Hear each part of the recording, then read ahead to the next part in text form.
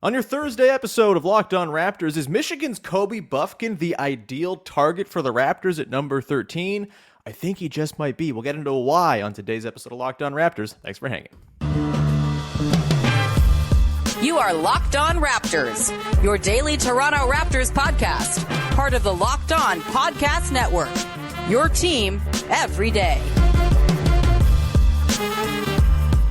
Hey, what's going on? And welcome to another episode of Locked On Raptors, part of the Locked On Podcast Network, your team every day. It is Thursday, May the 25th, and I'm your host, Sean Woodley. I've been covering the Toronto Raptors now for 9 seasons on various platforms. You can find all my work over on Twitter at Woodley Sean. You can follow the show on Instagram at Locked On Raptors, and of course, join the Locked On Raptors Discord server. It's super fun. If you have ever wanted to talk about the Raptors on the internet without getting screamed at, without it being like a very toxic environment and place, coming out in the Locked On Raptors Discord. Plenty of disagreement going on in there, but it's like friendly, nice disagreement and lots of agreement as well. So jump on in there. It's a wonderful little community we're building around the show. If you are a supporter of the show, if you're an everyday listener of the show, the Discord is the place to be. The link is in the description of the podcast. Also, we encourage you to go and check us out on YouTube. Please go subscribe to the YouTube channel. It's free to do. We are also on all the podcast apps, so thanks in advance for supporting, rating, reviewing, all that good stuff. Okay, on today's show, we're kicking off a series of individual player profile episodes ahead of the 2023 NBA Draft. A lot of guys in the potential range for the Raptors at number 13, and we will begin to go through those guys one by one, sort of combining the expertise of the people who watch these guys all year long and are infinitely smarter than me. I am no scout. I am not professing to be one, but we'll take the stats and sort of what I think they're telling me, what the experts are saying, and the sort of little dalliances into watching the film of these guys. Shout out to all the wonderful YouTube channels out there that are putting out just like 3-hour smash cuts of all of the highlights of a guy from a season. I believe it's NBA Hardwood Hoops Central. That's where I keep on finding all these videos. They're awesome. So shout out to them. Either way. We're going to dig into all of that, take all the information we have and sort of my own philosophies and opinions on the draft and come up with a list of these guys. By the end, we'll have like a big board, I think, of sort of my personal rankings of who I'd like to see the Raptors draft at number 13. And we'll begin today with Kobe Bufkin, the combo guard out of Michigan, who's been a big riser over the course of the last year in the draft, came in as a sort of not like a kind of bit of a slept-on player on Michigan. Lots of other, Jet Howard, obviously, big-time NBA prospect over there, was not viewed at the start of the season. Bufkin wasn't as like the best player on the Michigan team. I think by the end of the year, he kind of established himself as just that, and probably the best NBA prospect on that Michigan team as well. After kind of a quiet freshman season, he was quite good in year number 2 at Michigan, averaged 14 points a game, 4.5 boards, 2.9 assists, 1.3 steals, 0.7 blocks, so 2 total stocks per game, not bad. 57.8 true shooting. He's a 6'4 combo guard, 6'8 wingspan, pretty slight, 187 pounds. And we're going to dig into him today as to sort of the reasons why he may or may not fit with the Toronto Raptors. And I'll say this off the top. I know we're starting, this is like the first guy we're digging into, but I think I'm ready to say, just sort of from all I've dug into as far as guys at 13, I think Kobe Bufkin is the guy you should want the Raptors to get at 13. The Raptors badly need shooting, guard play, shot creation, and there are a ton of guys in this draft in the Raptors range. Someone's going to fall to the Raptors at 13 who has those skills available. Jordan Hawkins, we'll talk about him. Keontae George, Nick Smith Jr., Cason Wallace, on down the list. There are a lot of guys who scratch the itch the Raptors roster badly needs scratched right now. But I don't know if any of them combines all of those things. Guard play, shooting, a little bit of defensive punch as well, and some shot creation, some scoring at the rim pressure. Like, Bufkin kind of has most of these boxes ticked. More boxes probably than any of the other guys we're going to talk about in the coming weeks. So apologies to start out with like the big ticket one, but I feel really good about Kobe Bufkin if he were to end up with the Toronto Raptors. I think sort of reading into some of the experts and their sort of thoughts on Bufkin, there seems to be a consensus that there aren't a ton of weaknesses with his game. And that's honestly, when I'm going into the draft process, and I'm sort of using my puny, non-schooled brain on trying to figure out which of these guys I believe in and which ones I don't. And like ultimately, I could be very, very wrong. The draft is very, very much voodoo in a lot of ways, and it's hard to pin down, especially for someone who parachutes in for a month before the draft each year. But the sort of thing I look for is, what are the weaknesses these guys have? What are the glaring holes that say, ooh, this could be a bit of a red flag at the NBA level? And the beautiful thing about Bufkin is there aren't that many that the experts seem to have in mind. You know, Raphael Barlow, Richard Stamen, our two wonderful folks over at Locked On NBA Big Board, pulled from a lot of their work sort of putting this episode together. Both of them seem to think there's a pretty high floor here for Bufkin, and that he's not going to be the type of guy who has like a glaring weakness that plays him off the floor, that he should be a pretty playable player regardless of what the upside ends up being. And that for me is always what I'm looking for. Like, I know at 13, there's like, you know, you can go get a star, go get some upside. Like, upside's nice and all, but at the state the Raptors are in, where they just need players who can contribute meaningful minutes, give me a guy like Bufkin who doesn't have a lot of distinguishable weaknesses, has a lot of things that could sort of scale up to be star level skills, and see if your player development can kind of finish out the rest of the product for a guy who's going to come in and probably be an NBA player for quite some time. And I just think the skills that Bufkin brings to the table, the three-point shooting, again, 35.5% from three this season, pretty solid, you know, a big uptick from his freshman year. Shot 54.6% on twos. That matters. Like, that is important. The Raptors have had a lot of trouble scoring easy twos. And, you know, they've gotten a little bit better at it as they've kind of gone in on the Yak-a-Pirtle thing. Yak is like a 65% shooter, so, and all of them are twos for him. So, like, that helps in the two-point game a little bit, but when it comes to their guards, they don't get a ton of rim pressure. They really, really struggle with it. We've seen it with Fred VanVleet and Gary Trent Jr. Kobe Bufkin gets to the line, not to the line, sorry. Well, that's an issue we'll talk about in a sec, but he gets to the rim, and he scores really well at the rim. He shot 67% at the rim this season. That is something the Raptors could badly use. He's also, I think, someone who's going to play really well off of others. Like, yes, he is a combo guard. He played point guard at Michigan for much of this past season, but when you watch the clips of him, you know, he's got a lot of ability to kind of relocate off the ball. He's a really good cutter, kind of punches the gap really quickly when there's an opportunity. And I think, you know, playing off of a guy like Scotty Barnes, Kevin O'Connor wrote this in the Ringer Draft Guide, that Kobe Bufkin would play really well off of an offensive hub.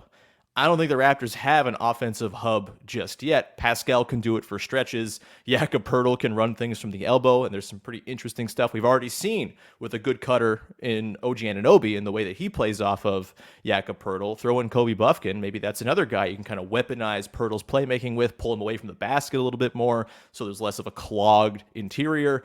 All that's there. But obviously, Scotty Barnes is the guy on this team who you think is probably going to end up being the closest thing to an offensive hub one day, just because of his playmaking, because of the way he surveys from the middle of the floor. There's a lot of upside there of Scotty having, you know, some hub ability to him. And if you can run Kobe Bufkin around off screens, working off of actions that Scotty Barnes is involved with, I feel like there could be a pretty good connection there. And I think just in general, the type of player who I think is really going to fit well with Scotty Barnes long term. I think anyone with shooting obviously is important because he himself is not a shooter, but anyone who is just good as an off-ball guy, who can cut, who can scurry around, who can relocate on the three-point arc, like those are the types of players that are going to fit really nicely with Scotty Barnes going forward, I'm thinking. And Kobe Bufkin really checks a lot of those boxes. You know, shooting for crazy upside's nice, but it's super risky, and I would much rather have a guy like Bufkin who just seems like he's got real NBA skills that are going to translate pretty quickly and effectively. And you know, I also don't think he's without upside either. He does a lot of things really well, does Bufkin, to maybe indicate that there's some star potential there as well. And we will get into the stuff that he does well, and maybe the stuff that needs some work for Bufkin coming up in the next segment of the show.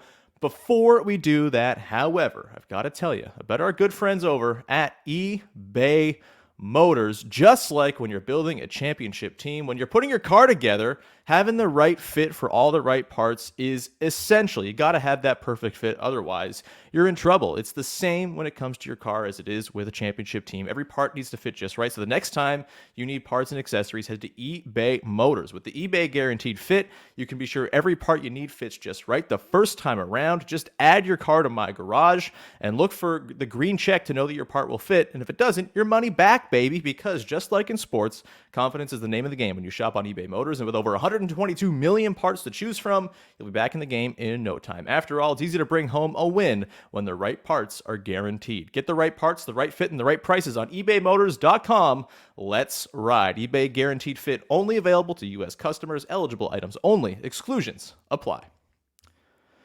All right, let's continue on here. Your first listen of the day. Shout out to the everydayers tuning into the show. If you are an everyday listener of the podcast, again, always love to hear from you. Let us know in the comments. Let us know in the Discord channel if you're in there. Love to get a running list of the people who are everydayers so we can go and get you some help. Very much love that you decide to tune in every day. And hopefully these next stretch of episodes digging into these individual players are useful for you. You find something good out of them, and they make you even more of an everydayer if you aren't already. All right, let's get to it now.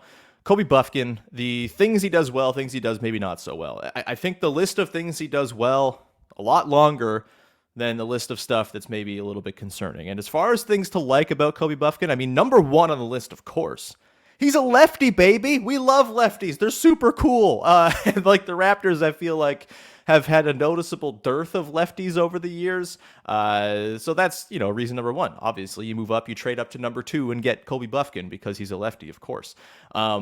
Ultimately, as far as like real tangible things that are to like about Kobe Bufkin, number one, dude scores. Like shot 55% on twos this past year. Definitely right now more of a two guard than a point guard. And, for the Raptors, having that scoring punch seems like something they could certainly use. Obviously, Bufkin's not going to come in and be a starter right away. I would be shocked if that happens, if the Raptors were to take him. But for a Raptors bench that sorely needs playmaking and scoring, that didn't quite get that out of Gary Trent Jr., and Gary Trent Jr. may be on his way out of town at this point, replacing that with Kobe Bufkin. Obviously, Bufkin's not going to be the refined player that Trent is now. It takes time for these things. He's 19 years old. He's one of the younger players in the draft, despite being a second-year college player as well. It won't be 20 until after the draft. With Bufkin, I think it's just the fit seems really nice with the stuff he does. The way he moves off the ball, doesn't need to have the ball to be effective. And again, the rim scoring is really encouraging. 67% at the rim this season. And of the 369 field goals he attempted this year at Michigan, 141 of them came at the rim. That's 39% of his shots coming at the rim for a guy who is 6'4", and who the knock on him right now is that he's pretty slight and not very strong. And so you just compare that, like 12% of Fred VanVleet's shots came at the rim this year. Gary Trent Jr., 11.7% of his shots came at the rim this year per Basketball Reference. It's pretty significant that Kobe Bufkin at his size is able to get to the rim as often as he does. And it's not like he's going there and is without ideas. He's shooting 67% or shot 67% at the rim this past year with Michigan, which is really encouraging. Like that is that's a notable stat. I believe I was scrolling through the synergy numbers. I don't have the synergy numbers, so I'm just pulling what other experts are saying. I think it was from the Boxin' One Substack. Apologies if I'm getting this incorrect, but they shared around the percentiles for different areas of scoring for Kobe Bufkin this past year. Per synergy, 92nd percentile Kobe Bufkin was among scorers at the rim. That's real. That's something to really kind of grow on as like a baseline skill to move on from there. He averaged 3 assists a game, 1.9 turnovers, kind of adopting the sort of the role of being the point guard for Michigan this season. And so that's really encouraging that he was able to, it's not like the best assist to turnover ratio in the world, but for someone who's just kind of getting his feet wet in the position, not bad. You'll take it. Shot 85% from the free throw line as well. And again, that 35.5% from three is really encouraging too. I think there's a lot to like here with Kobe Bufkin. On defense, it seems like there's a lot of effort there with Kobe Bufkin. That's sort of one of the expertise, or not the experts' thoughts on Kobe Bufkin, is that he's got a lot of energy. He's going to try no matter what. And despite being 6'4" and kind of slight, is still going to be able to make impact plays for you on defense. I think watching back some of his highlights, and not even highlights, just like the great little mashups you get are both positive and negative plays that Bufkin was out there for. It's a pretty good full picture watching 2.5 hours of a guy. When you dig into some of those, you see a lot, I think, of Bufkin really kind of getting skinny, fighting over screens, which I think has been a problem for Fred VanVleet the last couple of seasons. Obviously, it's not Gary Trent Jr.'s greatest skill in the world either. Bufkin feels like he's going to be able to kind of battle through those screens, fight over, make it so you can kind of alleviate the pressure on Jakob Poeltl as the big man in pick and roll coverage. That sounds pretty great to me. And it just, there's this sort of like tenacity, it feels like, with Bufkin, especially when he's like sitting in front of a guy. He's got the feet to shuffle, stay in front of dudes, and a lot of examples of him providing really good contests at the rim on drives, making it so like he doesn't need the big man to bail him out at the time. He's very good at funneling towards the big man as well, just from the stuff I've watched as well, which is a useful skill when you have Jakob Poeltl. I mean, funneling people towards Yak is going to be kind of spelling doom for whoever has the ball in their hands most of the time. That's great. But also he can kind of do it himself and stick in front of a guy and contest. He averaged 0.7 blocks a game as a 6'4" guard in his second season in college. I mean, that feels like something to grow on as well. I think there's a lot there, 1.3 steals as well. And this, I think, is where you kind of get into the negative side of Kobe Bufkin, which is the sort of knock against his defense. He's a little bit gambly when it comes to his defense at times. He can kind of get outside of, and honestly, it doesn't sound dissimilar to Gary Trent Jr. Like, the aggression and the forcing turnovers are a positive thing that he brings to the table, but at times he can kind of get caught gambling. A couple of the clips you take a look at on that wonderful Hardwood Hoops Central smash cut of all his clips, and he can kind of jump for a steal or sort of even like fake at jumping the passing lane and get out of position. Then he's kind of scrambling to get back, and it leaves his big man kind of open in the back end. That's stuff that happens, right? These are young players. They're making mistakes. Those aren't things I'm too concerned about. The fact that he tries really hard despite his stature and has some counting stats for a guy his size as well, 2 stocks a game, that to me is really encouraging when it comes to his defense. When you get into some of the other sort of negatives, honestly, size and strength, that's like the big one, right? He's 187 pounds. He's 6'4". You look at him, he looks kind of like a beanpole. I don't know if that's that much of a red flag for me, because it seems like despite not being strong and beefy, he's able to finish really effectively around the rim and kind of get to his spots without much concern. And it's not like he's having trouble meandering through the half court and getting to the positions where he's going to have success. He's got a really quick first step. He can sort of punch through those gaps. He's a nice cutter. A couple really great examples of him kind of catching it on the run in transition and just like boom, zoom to the bucket. Really nice finishing there. And again, he's 19. We always have these issues. Oh no, the guy's really slight and limber and lean. Oh, what's going to happen in the NBA? What happens is guys are adults and they grow into their bodies and they tend to sort of scale up strength-wise.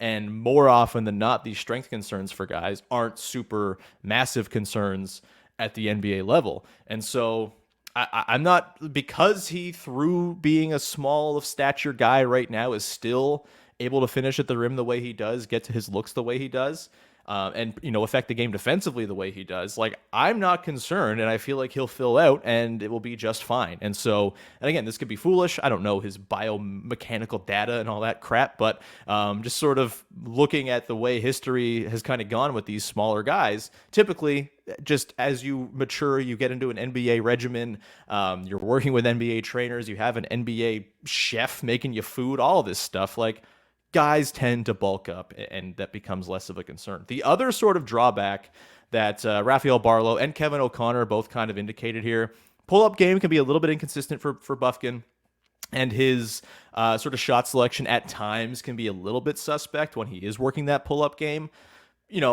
That's not ideal, obviously, but for a team that badly needs some sort of pull-up game, I think he shot 37% on pull-ups per Kevin O'Connor. I think he detailed that stat in his draft guide piece on Bufkin.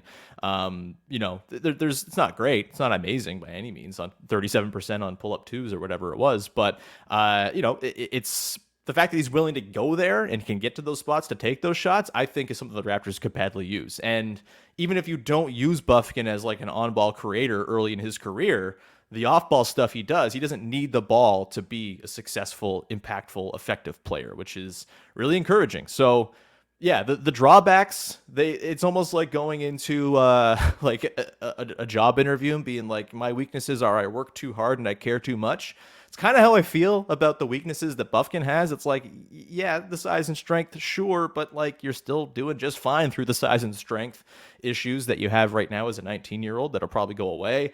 And yes, maybe your mid-range game is a little bit erratic, inconsistent, a little bit suspect in terms of shot selection, but I mean, the Raptors turned out they badly needed that kind of shot chart from Gary Trent Jr. at times. Like, you need that stuff. You need bailout guys. You need guys who are willing to take those shots. And you would hope that over time, he builds up those skills and improves as a mid-range guy. He's 19 years old. These guys are not finished products by any means.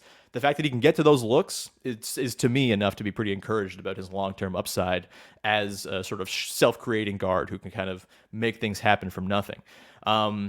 Richard Stamen, our pal, Mavs Draft over at Locked On NBA Big Board, he also notes here that the sort of swing skill for Bufkin to go from being like useful kind of do-it-all combo guard is the point guard skills. If they can come along even further, if he can master the playmaking, master the surveying the floor, the pocket passes, all that stuff the point guard's got to be good at, then that takes him from pretty good player with high floor to, oh, this guy could be an all-star. And obviously, you can't bank on that stuff happening. It's a really hard set of skills to learn. It takes guys years, and you'll see plenty of players. I think Zach LaVine, for example, kind of thrown into being a point guard on that Wolves team a few years back and really struggling with it. And then, he benefited from it later. He's not like a lead guard, point guard type right now. He can go and create for others sometimes, but some guys, it just doesn't quite click, and you can't just turn a guy into an excellent point guard. But it does feel like Bufkin, at the very least, is going to be the kind of combo guard that every team needs, that's going to come in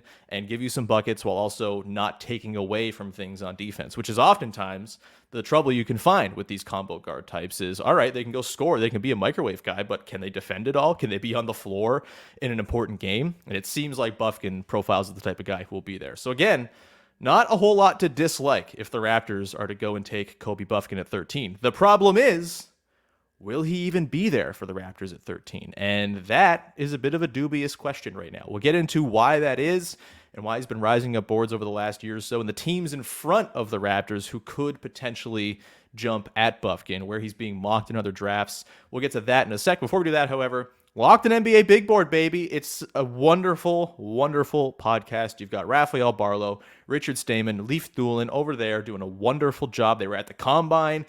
Raphael's got connects all around the industry. He had an interview with Cason Wallace a couple weeks back. We'll talk about Wallace. I think we're going to talk about Cason Wallace tomorrow because I love Cason Wallace almost as much as I love Kobe Bufkin. So we'll get into him tomorrow. But if you want to prepare yourself for that Cason Wallace episode, go listen to Raphael Barlow's interview with the man himself, who Raphael on this show 2 weeks ago mentioned that he was the video guy for Cason Wallace's 5th grade basketball team. You're going to want to go and check that out. So Locked On NBA Big Board, wherever you get your podcasts and on YouTube, go check them out. All right, let's round out the show here today by asking the simple question, will Kobe Bufkin, who I think is maybe the dream target for the Raptors at 13, even be there for the Raptors at 13? And that I feel like is a little bit more of an uncertain notion than it might have been even a couple months ago. I mean, at the start of the year, I remember reading a 2024 NBA draft piece about how that draft stinks mostly. But with Kobe Bufkin being mentioned as a 2024 draft guy, it was not even a consensus opinion that he was going to come out into the NBA this year. And so he's been a riser for that reason. He came in after a pretty light shooting and pretty quiet freshman year at Michigan, and took over and became basically the best player of that team by the end of the season. So over the course, you get more tape of good hoop out there with Bufkin involved, like that is going to help you go up boards. And I also just think like his skill set is a desirable skill set for any basketball team. As we've seen, like offense matters, having self-creation matters, having guys who can bail you out late in the clock matters, and having all those skills in a guy who can actually be on the floor defensively in a big time moment, that's a rare thing to find. And it seems like Bufkin might project as the type of guy who can be that. And so, yeah, you're seeing him right now mocked at number 10 for both Rafael Barlow and Kevin O'Connor's mock drafts right now to the Mavericks. The Mavs are kind of a wild card here because they should probably be trading that pick to like make their team less bad in order to keep Luka happy. But maybe that's short-sighted. Everything they do is short-sighted though, so it wouldn't blow me away if they traded that pick. I know on our NBA mock draft we did on Locked On, which you'll get all the details for coming up very soon. Nick Angstad, our pal at Locked On Mavs, was trying to trade the 10th pick back to the Nets for Dorian Finney-Smith. Like, it's a very real chance they trade that pick, and so you don't really know what team will end up sliding in there and if they'll have an incentive to go and draft a guy like Bufkin. There's a couple other teams there that are concerning. The Jazz, certainly, I think, just speaking with our pal David Locke over at Locked On Jazz, it seems like they're going to target a guard early in the draft as well with one of their top picks. They have like 1 million picks, it seems, this year, or for the coming years, but they don't have a ton of guard play right now, right? Like, they got Larry Marketing, they got Walker Kessler. They're probably going to want to pair those guys with a guard, and Kobe Bufkin could be the type. Maybe they want more of a traditional point guard type and they go for a Cason Wallace, or a Keontae George perhaps, but they certainly could be a team that Bufkin will be a good fit on. Even though Colin Sexton's kind of there, I don't know if they're going to bring back Jordan Clarkson. It would probably be good if we get indications that Clarkson will be back, because that might mean there's less of a need for a two-guard in Bufkin, and he might slip a little bit further. Beyond that, the Magic at 11, I mean, they constantly feel like they're in need of guards while also having too many guards. Like, they have Markelle Fultz, they have Cole Anthony. It feels like maybe their guard solution will be more of a veteran-type guard, whether it's they go make a trade for Jordan Poole or they end up in the Fred VanVleet sweepstakes. Maybe they're not interested in adding another young guard to this team. They could just want to trade that pick entirely because the Magic are super young all over the place, but they would certainly qualify as a team that could go draft Bufkin. I don't think you got to worry about the Thunder at 12. They're pretty set at guard. They have Josh Giddey, who's like a creator type. They got Lou Dort. They got Shea. I feel like they have like Trey Mann's kicking around too. I don't know if he's any good, but he's there. And they feel like a team that's going to go for like one of these upside plays. I know our pal Raphael has been telegraphing, or even Mark Stein, I think, has reported this. Maybe not Mark Stein. I think I'm confusing Substacks. I think it was Raphael kind of pointing out like, Bilal Coulibaly at 12 to the Thunder feels like kind of a thing that's going to happen. So there's that. Obviously, Coulibaly, someone we talked about with Raphael a couple weeks ago, as a potential Raptors guy at 13. I would just rather see them go for more of a proven guard type, just personally speaking. Anyway, I don't think you got to worry about the Thunder. If he gets past 11 with Orlando, there's a real chance he'll be there at 13 for the Raptors to scoop him up, and that would be, I think, the ideal situation here. It would be awesome if they were able to end up with Bufkin. As much as I love him and really think he'd be a good fit, I don't think he's the type of guy you need to like go trade up for on draft night. I feel like trading up on draft night often comes with like a really hefty premium to do so because it's in the moment, just sort of the market demands you got to pay to get things done when most teams are probably inclined to want to keep their picks. And so I don't think, because of the number of guys who have the skills the Raptors need in some combination between 6 and 15 or so in this draft, I don't think you got to go and trade up for Bufkin here. I don't think he's like such a no-brainer perfect fit that it's like he's our guy and no one else will do the trick for us. There's plenty of other guys who offer similar skills, whether it's Grady Dick, whether it's Cason Wallace, whether it's Keontae George, Nick Smith, Jordan Hawkins. We'll get into all these guys. Again, all have different levels to their various skills they offer. Bufkin offers kind of the most skills and the highest supply right now, but if he slips to 13, great. If he doesn't, then that means someone else is going to slip to 13, who I think he'll be very happy to take right there as well, instead of giving up more assets to move up for sort of what is going to be a marginal difference in terms of likelihood of high-end outcomes, I suppose, in the NBA. That's kind of all I got on Kobe Bufkin. I'm really in. I really like Kobe Bufkin. Glad we started with him on this sort of individual players series. And I look forward to diving into more guys and seeing if I can have Kobe Bufkin knocked off the top of the list. But as it stands right now, my personal board at 13, we've only talked about one guy, but Kobe Bufkin's there, and it's going to be tough to knock him out of that spot, I think. So we'll be back again tomorrow. We're going to talk about Cason Wallace, another one of my faves, maybe the guy with the best chance of knocking Bufkin off the top of my personal list. We'll get to that coming up tomorrow, and obviously we'll continue pre-draft stuff and coaching search talk and all this stuff as we continue on going forward into the offseason. In the meantime, please join the Locked On Raptors Discord server. The link is in the description of the podcast. It's super fun, great little community we got building there, super friendly, super nice. I'm trying to give away a pair of Hamilton Tiger Cats tickets to people in there as well. I don't think there's any Hamiltonians in there, but if you are from Hamilton and want to join you get free stuff sometimes. It's great. And so come hang out. It's lovely, and love having all the new folks in there. Seems like we got people joining every single day and loving it. So join the Locked On Raptors Discord server to come and hang out. We'll leave it there. Thank you. Support the podcast by subscribing, rating, reviewing, and going to YouTube and subscribing as well, of course. And we'll talk to you again on Friday. Another episode of Locked On Raptors. If we talk Cason Wallace. Thanks for hanging, everyone. Bye-bye.